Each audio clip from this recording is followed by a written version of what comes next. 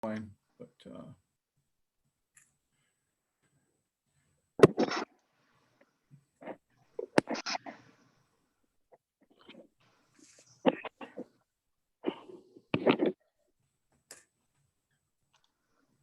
Oh, there it is, Michael. Yeah. oh, he's got the, yeah, He's got the book. yeah. Yeah, it's becoming quite a valuable tool for us here.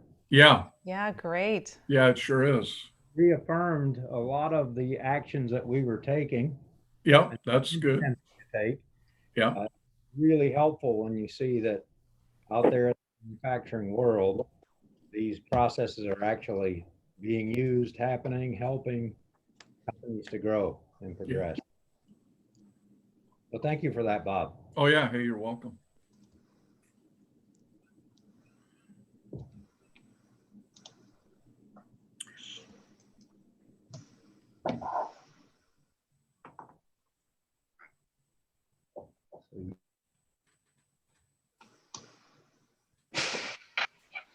Good morning. Hey, good morning, Paul. Morning.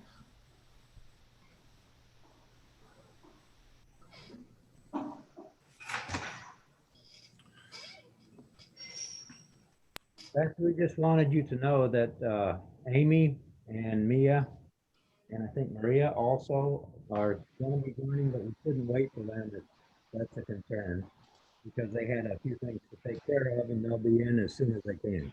Okay, thank you. We'll give it another minute, but we do want to get started pretty close to being on time.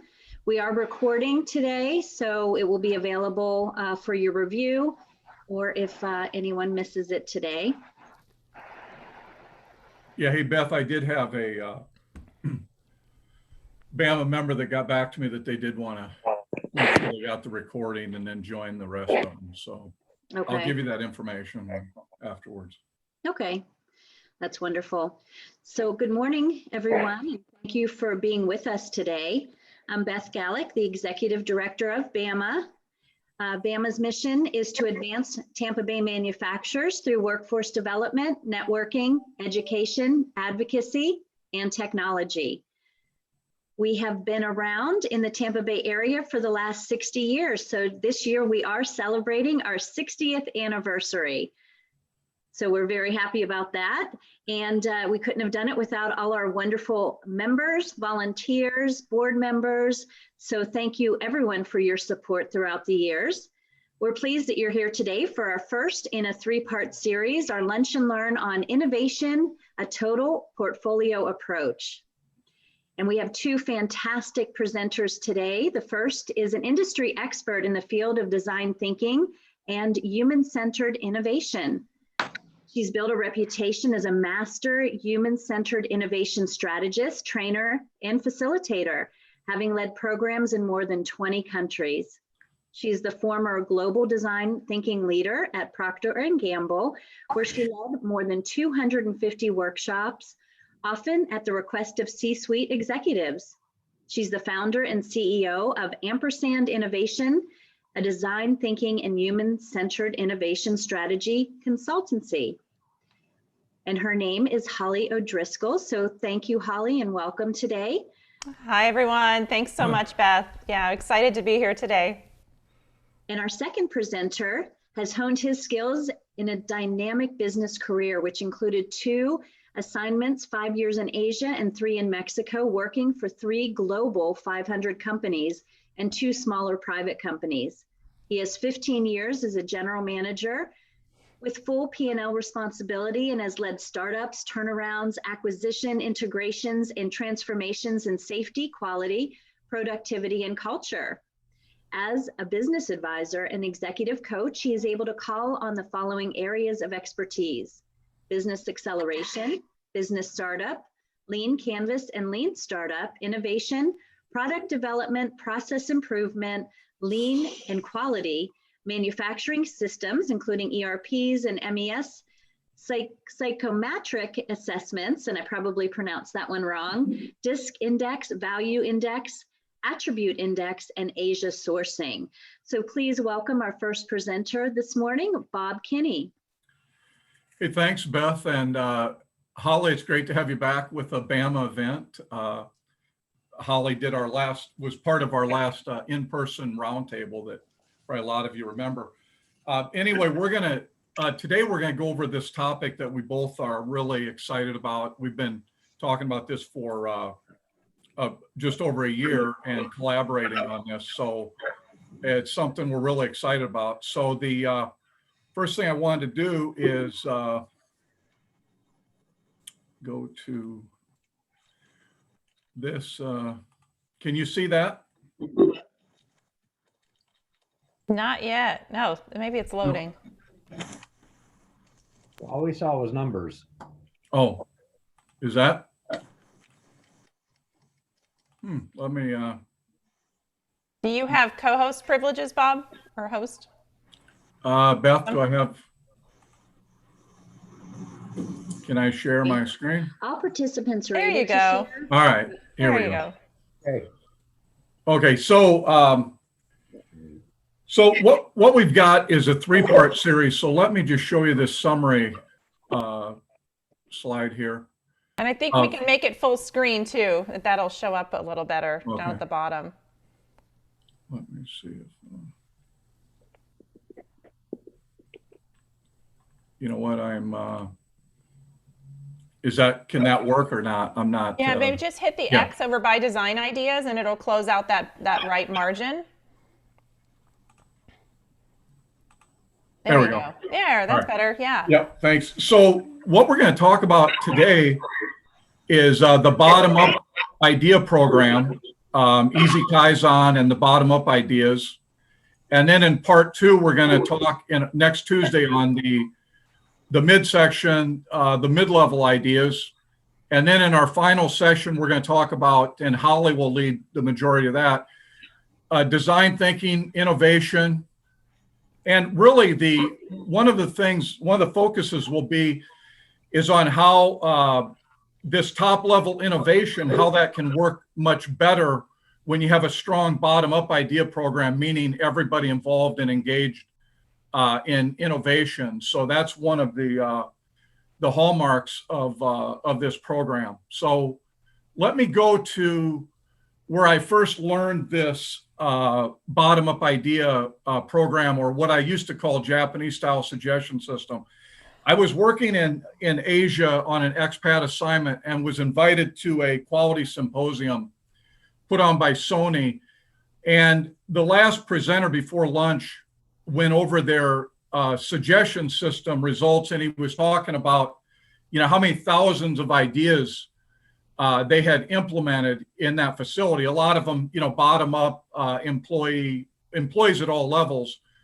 And they'd implement thousands of ideas. And so I had a chance to speak with him at lunch, and I said, hey, I've got a question. How can you even get the resources to do those and the panel to look at the idea? How do you do that?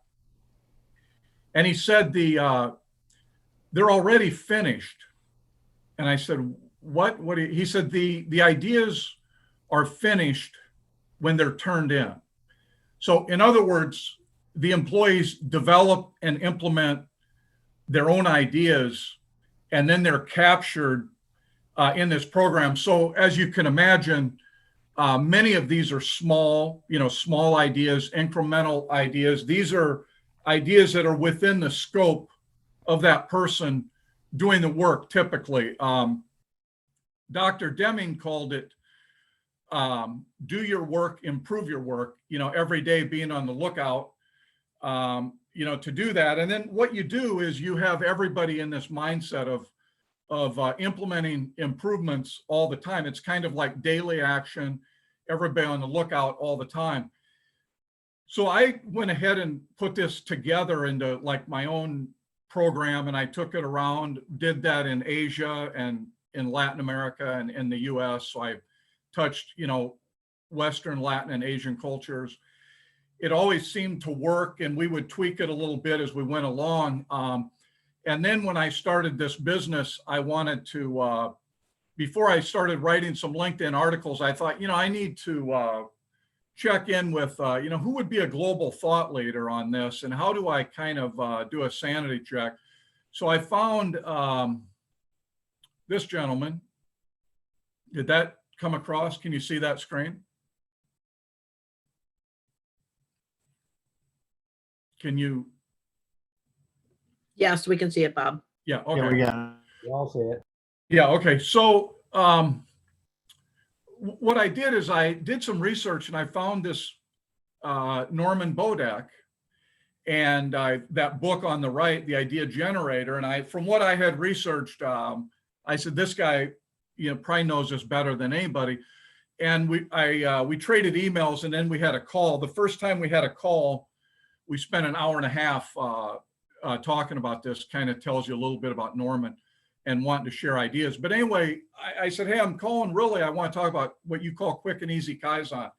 And he said, Bob, this is the most powerful tool I have ever seen.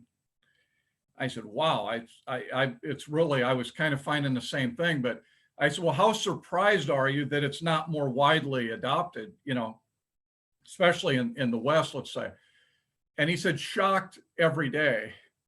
So I looked and I thought, here's this Norman Bodek. He's called the Godfather of Lean. He's published over 200 books. He's in the Industry Week Hall of Fame. He won the Shingo Prize, listed as one of the top 50 gurus. He worked with Deming, Duran, Ono, Shingo, all these guys. And he said, this is the most powerful tool that I've ever seen. And one thing in talking with Norman and then numerous Bama folks on this call and who were involved in other of his webinars know that, a lot of his focus is human-centered engagement, involvement. You can see on that book, creativity, involvement, empowerment. And after I talked to Norman, I was at an Apex Bama event here in Tampa, and I heard Holly was introduced, and she did a quick little presentation, and then she was talking about a lot of the same stuff, creativity, involvement, and then so Holly and I started talking, and so anyway, at this point, Holly, why don't I turn it over to you on kind of your thoughts on these ideas and innovation and how you see all this? Yeah, thanks for the setup, Bob. And boy, I think that often the universe delivers these opportunities to connect, right? And it's great to be able to kind of realize the value of those connections. Certainly Bob and I have been talking about this stuff for well over a year. And when you think about really starting from the bottom up, right? One of the things that we talk about through a design thinking lens is the importance of initial conditions and really understanding, what does it look and feel like to be part of the organization? Is it okay to speak up? Is it okay to raise your hand? Is it okay to say, hold on, I've got an idea that I want to bring forward, and not fear that you're going to be shut down or ignored, right? How do we reimagine our cultures inside of the organization such that everybody feels not only empowered to speak up, but a sense of responsibility, that it's part of their role to not only deliver their day job, but also to be in this kind of continuous improvement, or what I would describe innovator mode, right? How do you look for those opportunities and really start to bring that forward inside of the organization? Because when it happens on the front line, on the manufacturing floor, and then kind of cascades through the organization, you start to see gains over time, right? Bob talked about maybe one tweak is all it takes, right? But if you imagine one tweak that changes the outcome for that manufacturing line, for that plant, for that region, even if it's a 1% or a fraction of a percent over time, right? You can imagine the significant gains that show up as a result of that. So certainly working I spent my first 6 years at P&G inside of the engineering organization doing scale-up work, traveling to plants around the world before moving to the commercial side, where I was again traveling all over the world, but for kind of different area of focus, really building this innovation capability. And what you see is when people feel like it's part of their job, part of their responsibility to bring this forward, change happens, and it happens in small ways, right? that really lead to these big changes, not only in the culture, but in the business results. So really excited to be able to share our stories, Bob and I, on what we've seen and why we think this can really add a lot of value to anyone working in the manufacturing space. Very good. You want back to me, Holly, or do you? Yeah. Do you want to right. continue down your Sure. slides? Because I'll tell my story here in a few minutes. Okay, let me go back here. What I was going to do is mostly we're going to tell stories, but can you see that? Yeah, it's working fine. Okay. So, Holly just mentioned the culture part of it. And one of the things when you start this or this bottom up, what Norman called quick and easy Kaizen or easy Kaizen, is it does kind of takes this kind of a management philosophy where we desire and appreciate everyone's ideas and suggestions, and they need to know that and hear that. And the other thing is we firmly believe that the people doing the job have a great perspective on how to do it better. I think all of us in manufacturing, if you spend much time on the shop floor, you figure that out in a hurry. And Deming called it do your work, improve your work. Holly just mentioned that you look at this scope as being bigger than just the job I'm doing, but how do I make improvements? And then we also believe that when people are engaged, they're more motivated in their work. And of course, engagement is a big part of what we are always trying to do. I've never found a better tool than this for engaging everyone. And then we want to recognize and praise people for the improvements they make. A lot of times, if you don't have a program in place, at least somewhat of a formal program, people can be making improvements that just aren't captured, and we don't know about it, and we don't have the opportunity to recognize them and praise them and thank them. So real quick on this one, I know it's busy, but I do want to draw the comparison. The traditional suggestion system where, hey, we're going to have a suggestion system, we get a suggestion box, they tended to accumulate suggestions in two areas. Like on engineering, where the projects were capital intensive, long-term in nature, not budgeted, and the engineers already had their planned workload. Or they could end up kind of in a human resource category where this became like a complaint box, and for sure it wasn't the right forum. But because of the nature of these suggestions, they never got acted on, and this was demotivating to associates because we told them, hey, we want your ideas, and then these ideas come in and they're way out of scope, they're large projects, and research shows this is why most of them have failed. So the concept of easy Kaizen is we make many improvements each day without documenting them, or we see the opportunity, but we don't act on it. So in either case, they are not recognized, they're not captured. So we want to capture, document these improvements as suggestions, or you could say as ideas. But in other words, the improvement is already finished when the suggestion is turned in. The suggestions do not require someone else to do the work. One of the things Holly mentioned was, taking personal responsibility, being accountable. The biggest difference in this program is the accountability is for the person with the idea. You develop and implement your own idea. It's not a situation where I have an idea and then it creates work for somebody else. So it really helps with that part of the culture. And really, this is the secret to the Japanese style suggestion system. When you hear of a company that implemented 2,000 suggestions last year, it wasn't that traditional system, that we're thinking of. It was something in where mostly the employees are developing and implementing their own idea, but you want to capture them, you want to keep score. So this next slide, it kind of compares the two systems. The traditional system, and this is what I found, but then from research and having lots and lots of conversations, few suggestions are implemented. In this new approach, thousands are implemented. Depending if you have a a really small company, maybe it's hundreds, but basically you'll be implementing lots and lots of ideas. Traditional, they run into funding. In this new approach, most of them require little or no funding. In the traditional approach, the ownership is passed on. I have an idea and hey, good luck, Jeff and Beth, it's now yours. In this approach, the employee owns the project.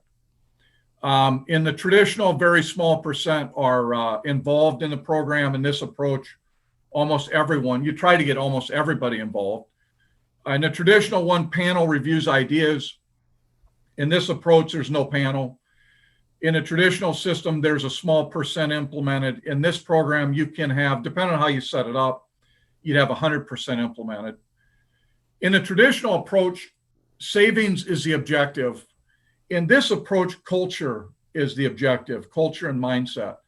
And finally, a lot of the traditional ones, they typically fail. In this new approach, they don't fail. So then the final thoughts is, and you could easily be looking at this saying, wow, this is really simple. And it is. And that's actually one of the reasons that Norman loved it. A lot of times what you find is the simple, the strength of this system is its simplicity. And you have to let it stay simple. It's implemented with no headcount additions for administration. It's a low, no admin. There's no panel to evaluate ideas and so on. This is the next one, the reward recognition program. It has to be easy, fun, and timely to keep awareness high, but you have to stay away from, this is the one of the tricky points. You have to stay away from, we're going to pay a percent of the savings or so many dollars per suggestion or other complex payment schemes. Basically, what people want is they want to be heard, and they have this. They want to be recognized when they do something good, pat on the back, and we have that. And we really do this program more to just keep awareness high and to have use these celebrations to refuel the energy. And again, the objective is thousands of suggestions implemented and a culture with all of us on the lookout, all the time. So that's kind of the mechanics of it. Holly, I'll go back to you for more of your thanks, thoughts. Bob. Every time I think about this, it reminds me of the days when we used to travel, right? And the signs in the airport that say, if you see something, say something. And if you see something, say something to the manufacturing floor, that's really the essence of empowering people to speak up, to talk about what are your ideas, how do you start to bring those to life. And so I'm going to throw up some slides for a second here as well to really start to unlock this and also share a story with you. So with that in mind, right, I talked about these initial conditions. If it's safe for you to speak up, right, then you do it. But that happens at the team level. So the group that you work with every day on the shop floor, you take signals from the department level, right? A lot of this is really linked to the leadership, what's happening at the enterprise level, and of course, kind of those senior leadership positions, setting that tone from the top. So you can start to see, what does it mean for you? What does it mean for your team, your department at the enterprise or site level? And then ultimately the signals from leadership as well. And if you can raise your hand and say, hey, I saw something here that I think could make a difference, and I'm going to talk about it and bring it to life.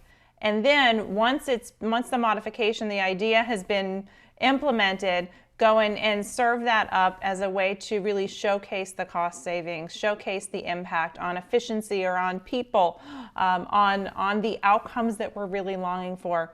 That's when it starts to become real. And so when you think about creating these conditions, this climate inside of the business, right, it's really about driving that mindset change. I love the slide that Bob had around kind of the traditional and then more transformative approach to the suggestion box, right?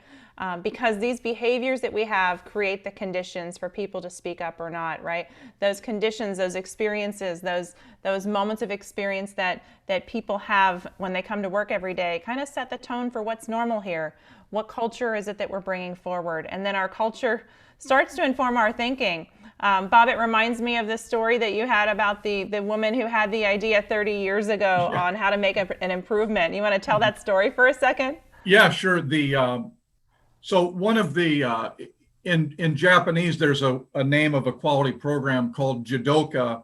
So Jidoka quality basically means quality built in. How can we build quality into the process, into what we're doing versus having an inspection afterwards? And it came from this factory where they did weaving and yarning and threads, and then they would, be threaded together.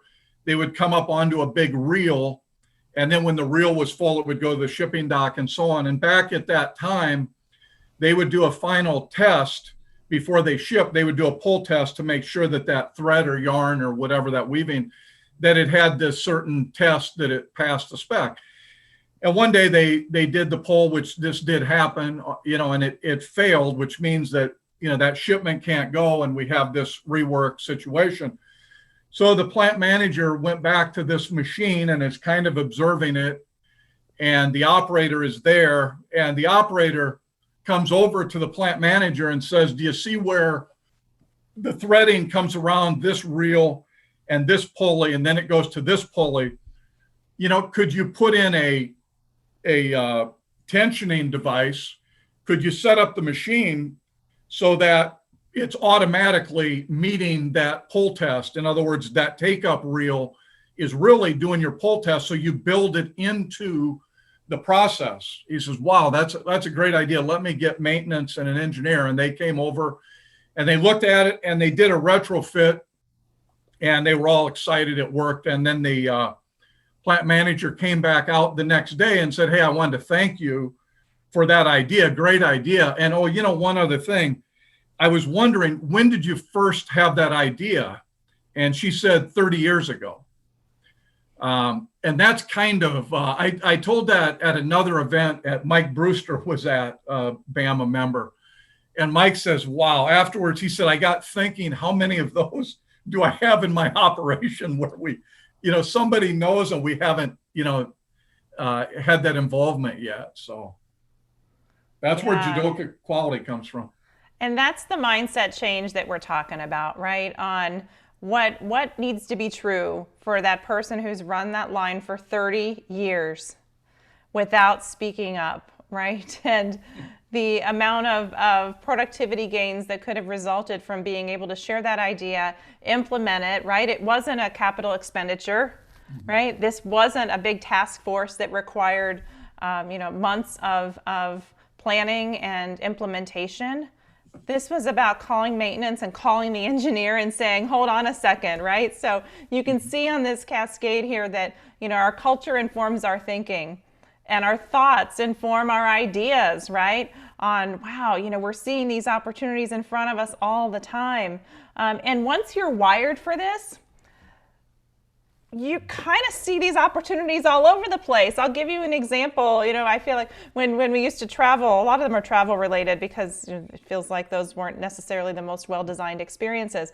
But we think about travel, right? You go into the airport restroom and there's a sea of sinks, and the paper towel machine is at the end on one wall, and everybody's waiting for the paper towel machine or for the Dyson blower, right? But you kind of got to walk away and go grab those things, and there's a trail of water heading towards the paper towel machine or the blower, and you go, hold on a second, why is this? And aren't you more concerned about people slipping and falling and having a wet floor than only having one paper towel dispenser or one blower? And there's little moments that you go, wow, we can do better. And the people who are on the front lines know exactly what those opportunities are and how to bring that forward. So as we think about really setting the stage for these conditions in our businesses where innovators can thrive, the innovators start to really come alive when innovativeness, innovative thinking, bringing those ideas can really come to life, right? And can come to the surface, as the story that Bob shared was such a great example of that, such that that line operator can see herself as an innovator with the responsibility to bring forward ideas that lead to innovation, that help the business move forward. And so I bet in your businesses, you've spent a lot of time talking about innovation, the one on the bottom here, but that's the outcome. When we think about the inputs, it's those innovative behaviors and the people seeing themselves as innovators in that process. So really important to think beyond, right, just the innovation being the outcome, right? What are the conditions that led up to that? So I use a model called design thinking, made famous by the Stanford D School, to really do this with teams large and small in the innovation space, in brand building, in leadership development, all sorts of challenges. And so what I thought I'd do today was tell a quick story about the one and only that I know of design thinking session that's ever been run inside of a manufacturing facility. So this happened when I was working with the P&G paper team. And we went to Green Bay, Wisconsin, kind of the heart of American papermaking, and did a workshop. And we were trying to figure out, right, how do you really think differently about new uses for some idle equipment? As each of you know, the longer the equipment sits, the less cash you're making, right? It's got to be running for you to make money. And in order to do that, right, how do we fill this excess capacity, which, by the way, is no longer a problem. Thank you, COVID, for everybody knows about the paper towel and toilet paper shortages that happened over the past year. That was not the case about 7 or 8 years ago when we did this work, but no longer a problem. But when you think about really coming together, we had people from corporate and from headquarters, and also about half of the session attendees were plant employees themselves. So they were able to see every day, what's going on the line, what ideas do they have, right? And so this was from an entry-level line operator through to the president of the business all came to the session. So this end-to-end buy-in of we're going to go and explore what's possible. We had a plant tour that was included in this, so everybody got a sense of what was going on and some ideas on how to carry that forward. Lots of nice ways to bring that to life. And really, really great to have such diverse experiences, right? The technical masters that are running the lines and the machine operators every day, the scientists that understand the material properties and tensile strength and all of the wicking properties as well, and then the brand builders in the room to figure out how does this start to show up in a way that can help us build our business. So as we think about results, design thinking causes us to step back and build prototypes of ideas, and lots of low resolution prototypes. So this idea of really building some incremental paths forward that we estimated as $1 million in savings, driving there. And then also, what do we do with some of the scrap, some of the remnant materials? And maybe the biggest and longest lasting piece of this that arguably I would say is worth more than the $1 million business savings is the lift on the culture, right? Bob talked about engagement. And I would get notes from the team a year, 2 years later saying, oh, I just wanted to let you know we did this. And, it just reminds us of the time that we came together and did the session in our facility. And we're so excited to have been able to do that. And the impact that it has on people and the way in which they see and experience themselves in their work changes the outcome, right? Engagement, as we all know, is a major driver in our business, right? Shifting from those base expectations in your job to really bringing that discretionary effort, right? The things that really differentiate winning businesses that consistently deliver their profit goals, right? Their growth targets versus those that just kind of stay the course and do more of a light kind of incremental path to growth. So lots of great engagement, but really doing it and trying it on and giving people that space to have those collisions between the people who were the line operators and those up through very senior management as well. So wanted to share that story as an example. And this was, as I mentioned, 7-8 years ago. So it's been a while, but that's how much this was embedded in the culture, really end to end across kind of the business from plant floor up to the president level. So lots of opportunities for inspiration and exploring what that might look like going forward. So I'm going to stop sharing for a second, Bob, in case you had any others. Yeah, but I like those comments, and you talk about those shop floor employees who are involved in this, and then they get involved in a workshop like that, and you think about the skill development, you know what I mean, their capability, you develop a learning organization, you have this engagement. In fact, Norman went on and on. That was his big thing, was that this is how you engage everyone. This is how you get everybody involved. A lot of these programs, it's hard to involve, get everyone involved, but this one certainly does work for that. Yeah.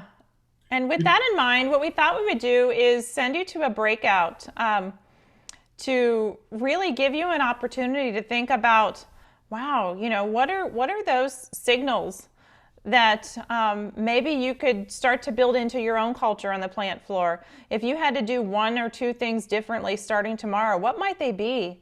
And that delivers on two things. One is you can make progress on your business by really pausing and thinking about that.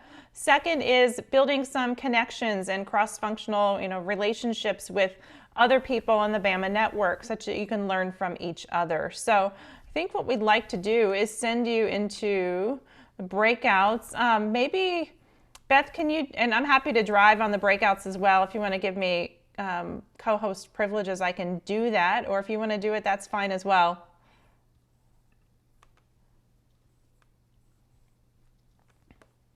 Okay, you should have co-host privileges now. I do. There's my breakout box. All right, looking good. Okay, very good. I'm going to have them assign randomly. So we'll see how that works. Sometimes it pairs you with people that you already know, but I don't think Zoom is that smart to know it. I do think it's random for sure. And we will go from there. So why don't we take about, we'll say, 7 minutes in our breakout rooms. I'll keep time. You'll get a 1-minute notification when the breakout room is about to close. It will cut you off mid-sentence. Zoom is rude like that. So if you do get cut off, don't worry about it. It just dumps you back into what we call the main stage, or this large room now. So, all right, we're going to go into the breakouts and we'll see you back in about 7 minutes.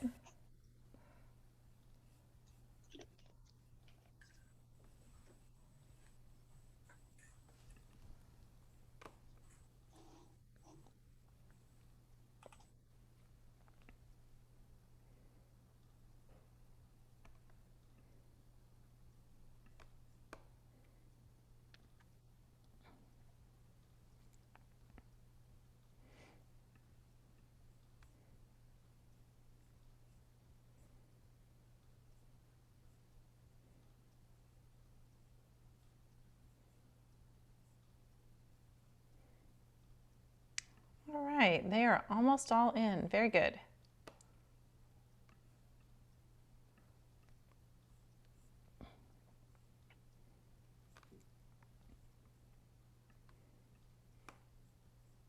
Beth, it's really good turnout. Yes, it was. Yeah, everyone, I got a lot of response back when I sent the notification out that they really liked the topic. So our members were very excited about it. That's great. Yeah, for sure. Good. I'm going to go ahead and set my timer. Okay. Real quickly so that we come back on time.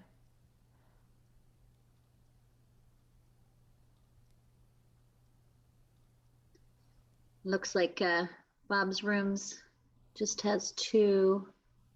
Yeah, it says Ian and Randy not joined. So I wonder, are they perhaps in the same room with Michael? Do you know? I don't know. Okay, there. Ian just joined. He heard us talk. Yeah.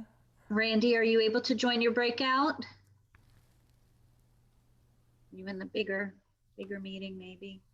Yeah, or sometimes, I don't know, maybe I find sometimes people are on the phone as well. Yes, so we have been doing everything virtual until we had our golf outing in November, and then we had our clay shoot Friday. Oh, right. At first we were having, last year we might have had like 12 teams. So, we were at about 9 to 10 teams, and we're getting worried. Oh, there, Randy just went. Okay, good.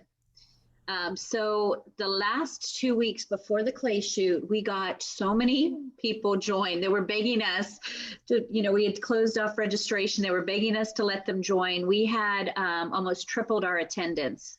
Wow. People are so needing to do something, right? I mean, we've been locked up for so long. So we got really lucky, and oh my gosh. So we had such a successful event. It was so great being out with people, seeing people again. Yeah. Gosh, so I'm ready to do another one ASAP. I think it's a great idea, right? And to offer some, safe way to engage and connect. And wow, yeah, what a terrific moment for everyone. And yeah, we need more of that.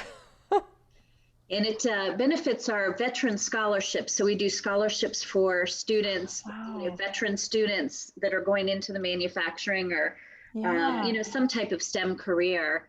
So we do about 7 different scholarships a year. And that one is specifically for veterans. Yeah. Oh, that's exciting as well. Yeah, for sure. So it's a good cause, a lot of fun. Yeah, and that my husband does a similar thing. He works at a bank, and his clients will go to a sporting clay shoot once a year, and they usually do it in the fall. And they've raised quite a bit of money for junior achievement. Oh, okay. As well, yep, I was so in there's that. some nice things to do in that space, and I think people just like being outside. Yeah. And in Florida right now, it's not so hot, right? Not at all. The day it was actually looked really rainy and thunderstorms. So we debated on should we cancel it, postpone it. So we went ahead with it, and it was saying, thunderstorms all day.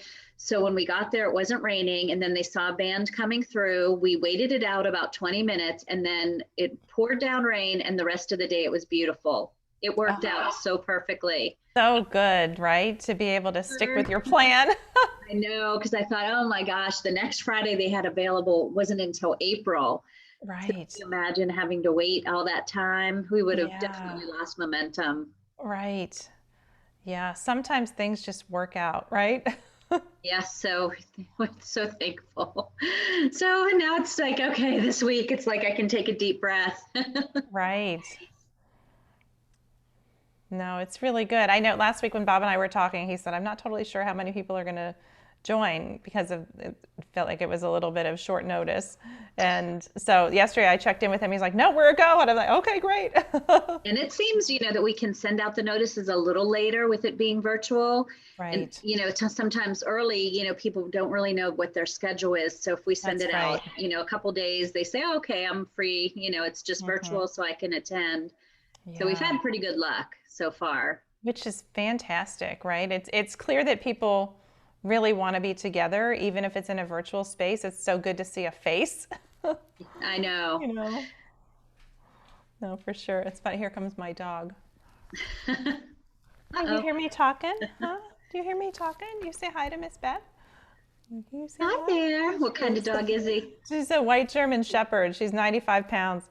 I had a husky that was white, and I think she was mixed with Shepherd. Oh, really? She was about 90 pounds. Yeah. In Florida as well? No, back in Pittsburgh. Yeah, I wondered. I want to know how she would do in the heat. There are huskies down here, and I feel so bad for them. We were in an apartment. Oh my! They had a husky in an apartment in Florida. I'm thinking, what does that apartment look like? Yeah, my goodness, right? Yeah, I don't know. We have 5 acres, so she likes to run and roam. And the horses, we have 2 horses as well, and they don't care about her at all. But she just runs up and down the fence, trying to engage them, and they're like, yeah, you got to be kidding, right? What's her name? Maisie, like the mouse books. So we have 4 kids, and all of them liked reading the mouse books. So we had Murphy the White Shepherd before from 2000 to 2013. Then she died a month after my 4th child was born. And so we decided no more incontinent puppies while I have an incontinent child. So when the baby gets when the baby potty trained, then we can get a dog again. So that's what we did. So this one is 5. Yeah. Yeah, I had a little Westie, so we called him Cody from Zach and Cody. Great. And now we didn't have dogs for a few years, and we rescued 2 dogs in the spring, so there are COVID rescues. Yeah, I just filled out an application for a golden retriever rescue just this weekend as well, because we think this one needs a friend.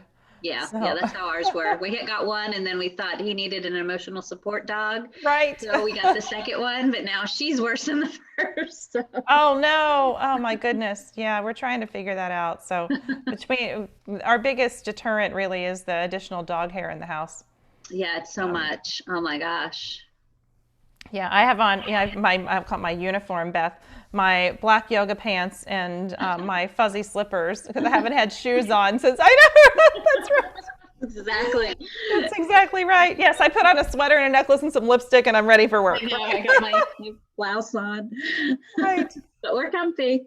Yes, exactly right. That has been the best part. So, all right, the breakouts are going to close in 7 seconds. So they're going to get dumped back in. Okay. So great to chat with you. You too.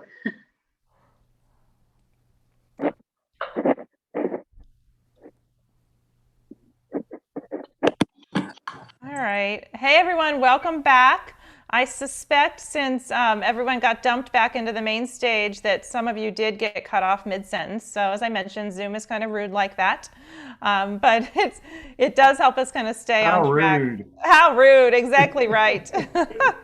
Yeah, so would love to hear from you on, maybe some of the things that popped out in your conversation such that we have an opportunity to learn from each other as we think about really taking the first next step and creating these climates and conditions in our organizations where kind of bottom-up approach can really start to come to life. So would love to hear from anyone who wants to share, some of them. Yeah, Skylar. Yeah, so I'll share. So I was in a room with Rebecca and Jason, and it was really I had a really interesting conversation with Jason about outside networking. We work with the same audience in the manufacturing field, so I told him about strategizing on the side to really see how we can kind of go after the Tampa Bay market together.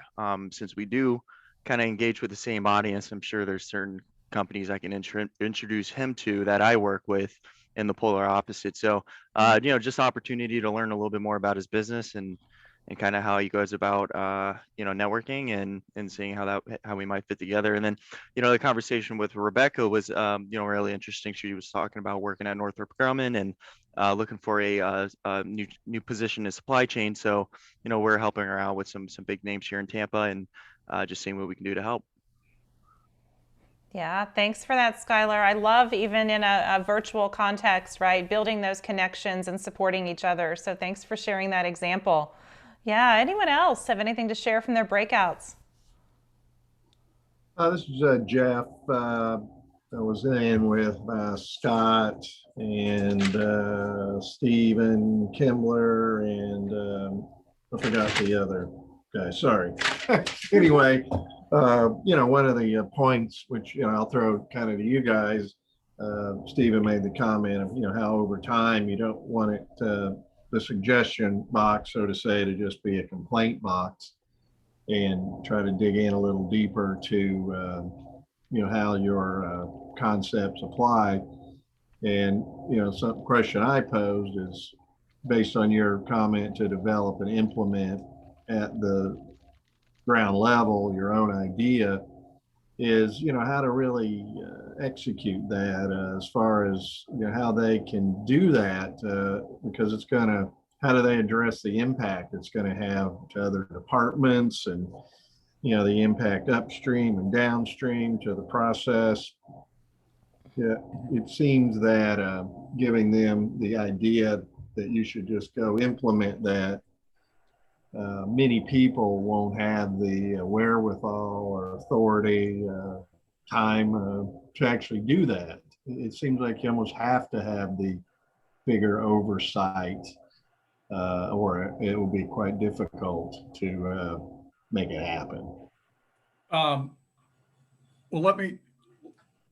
so this is an interesting, when I talked to Norman the first time, we were talking about small ideas, and he always said the smaller the idea, the better, meaning that meant that it was more likely that operator, that mechanic, whoever, that it was within their scope, and they're doing a task and they know how to do that task better, and it's all within their scope. You're right that they could get into situations for sure where a lot of times they're involving their team lead or their supervisor, or a mechanic or an engineer. But what's interesting about this is I've seen it in Toyota and Lexus, their Lexus plant. But like Toyota's implemented 25 million suggestions, and they make cars. One of the most successful applications of all this, in fact, if we have a chance, I've got a little thing on it, is actually in healthcare. Hospitals implement thousands and thousands of ideas. So I've heard that before, but I've been in a lot of different businesses, and I've never seen that really become an issue. But it is true that the more it gets out of their scope, of course, the more you're going to have other people involved. But I think as we talk about examples, some of it will come to life. I'll give you here'd be an example. Randy shared at Masonite, they do a lot of Kaizen events. 1,500, 1,800, they do hundreds of Kaizen events. And they make sure they keep track of who's been participating. And their Kaizen events are very much, go in, action oriented. They're completing things, you know what I mean? And Jeff, a lot of times what we've done is we would have that Kaizen team capturing all those as suggestions. So I think everyone understands the idea of, hey, we had a Kaizen team and they went and did this project and they made 31 improvements, you know what I mean? And we capture those 31. So it's not as big an issue as what it first seems. Okay. You know what I mean? But I can share examples that might help, that brings it more to life, where you could start to see how you could have 1,000 suggestions. You have something, Randy, you want Sounds to add? good, Yeah, Bob, I think the way I would look at that is, from a Kaizen event, like to your point, you go into a work cell and there might be 20 people that do a similar thing. And they're like, well, what about this? And what about the next thing you know, each one of those individuals is giving you a suggestion, and you do a 3-day Kaizen event. And you don't just do a single Kaizen event. You've just implemented potentially 40 to 50 different suggestions in a 3-day event. Right. Yeah. And that's how it gains momentum and grows on itself. Mm-hmm. Exactly. Yep. Yeah, some great examples to come to life, right? And thanks, Jeff, for sharing a concern as well, right? I think there's a little bit of when you think about trying this on, what are some of those barriers? That might be a barrier that is lingering in some of your minds or those that you work with, and pushing past that to say, what's the worst that could happen? The worst that could happen probably is nothing, right? That there is no improvement kind of happening there. And, if you think about the best thing that could happen is it could happen quickly, or happen in a joint effort with someone else, perhaps from somewhere else in the business. And, what are you doing there? Fostering collaboration and community building to deliver a business outcome. So, there's some great things that can happen there as well. So thanks for sharing that. Anyone else have anything they want to share from their breakouts? Yeah, this is Paula DeLuca. Hi, I was in the Paula. group. How are you? Good, thank you. I was in the group with Mastercut Tool, Lori McDonald, and Mark Moser. And since we had a manufacturer in our group, we kind of focused on that. And they already do have a program in place to capture some ideas. But they did also bring up the concern, okay, you have a person who is going to implement something on the floor. Well, what if it's going to affect something down the road, and they implement it and, you don't realize the impact until after it's done. So that concern did also come up. It made a suggestion that, potentially maybe in just the beginning of this process, that the individuals, maybe they have a discussion with their immediate supervisor to make sure that from that standpoint that it's not going to affect something down the road. But also suggested that if they wanted, that Bob and I could come and take a look at their processes and maybe offer some other suggestions for them. And Mike, I don't know if you have anything else to add to our discussion, or Mark or Lori. Thank you, Paula.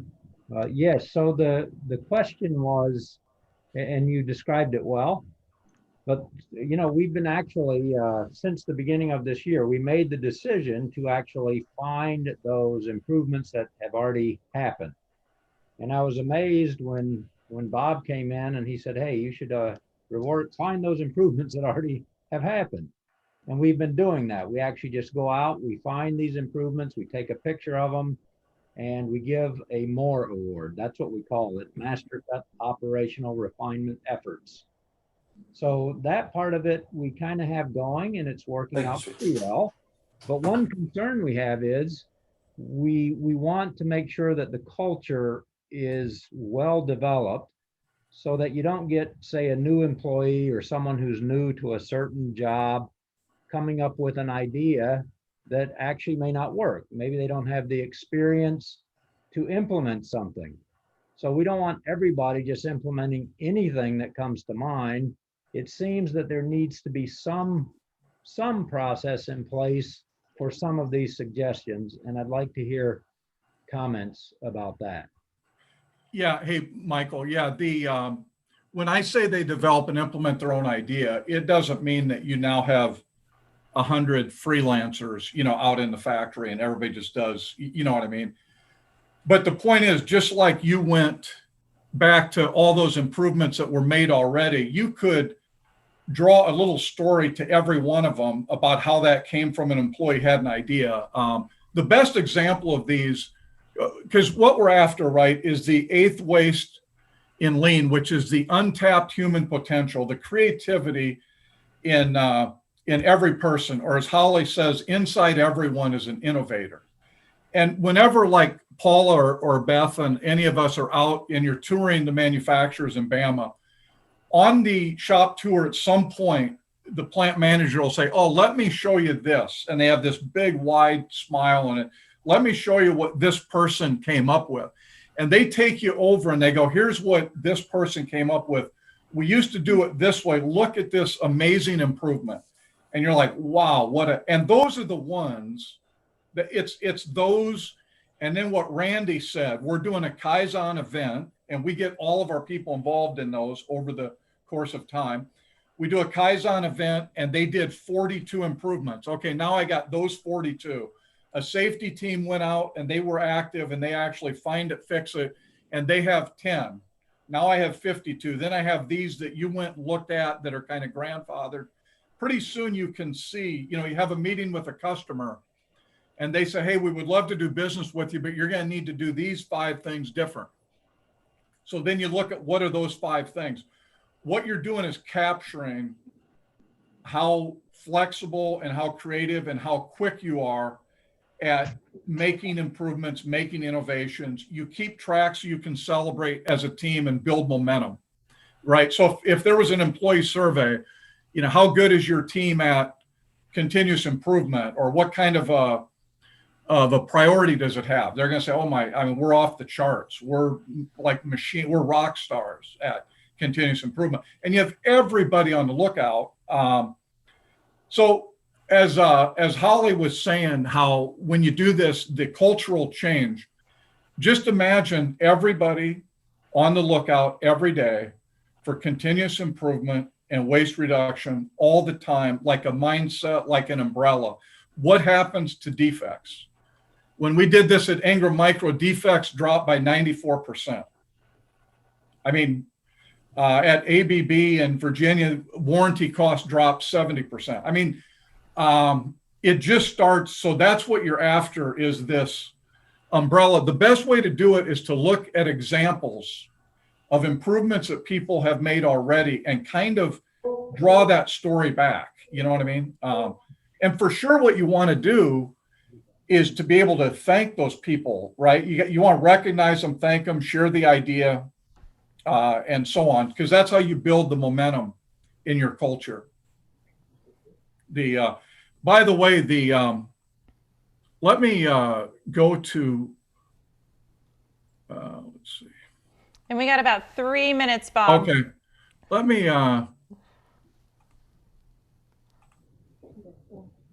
tell me if did that come up there? Yeah, we see the books flashing. There you Yeah, go. yeah, there we go.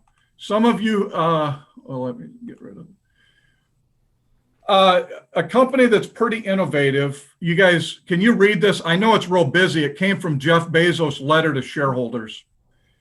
He says in the first paragraph here, you need autonomous teams that can exercise their own judgment rather than having to submit every idea they have to a committee. All right. Then down here, innovation comes from distributed decision making. Top-down teams are effective at optimizing existing processes and enforcing the completion of work, kind of what we're talking about, but only decentralized bottom-up teams can consistently generate new ideas. Now, I never say it that strong, but hey, he's Jeff Bezos, but only, bottom up. And then here's what's really the whole gist of this whole program. Great innovations, large and small, are happening every day on behalf of customers. By the way, we're doing this for the customers and at all levels throughout the company. That's really the gist of this program. The reason I tell that story is last month I had to buy a dustbuster vacuum thing, and I was on Amazon. I got one of those notices, order by 10:30 and you get it the same day. So I ordered it at 10:30 and it got here at 4 o'clock, which I thought was pretty good. Imagine how many innovations and how many of their people are involved in process improvement, streamlining, and what is possible and how could we do it and blah, blah, blah, blah. I mean, that's their culture. So, but anyway, some of the stories we didn't get to, we can try to work in to our next session next Tuesday. Yeah. And so as we prepare to close, thanks for sharing that, Bob. It's a great quote from Jeff Bezos for sure. As we prepare to close and kind of look ahead to our time together next week, I'd love to leave you with an invitation on kind of what's one thing that you can be thinking about that you want to carry forward, right? It's that one thing challenge for you, each of you on the call today, that, hopefully in the future, we can have cultures inside of our businesses where everybody comes to work every day saying, what's that one thing that I can go and do and really drive this improvement on my business today? So with that, I'll leave you with that question to think about. One thing that you can carry forward from our time together today to really start to move the needle in your business. And I think we will see you next week. Beth, any closing remarks before we depart? Just like to thank you both and welcome everyone back again next week, March 2nd at the same time. So please register again to join us again next week. But thank you. Holly, thank you, Bob. Yeah, hey, thanks you. everyone for the great participation. Very good. Thank you. Thanks so much. Thank you. Bye. Very Bye-bye. much appreciated. Bye-bye. Bye-bye. Thanks. Thank you. Bye.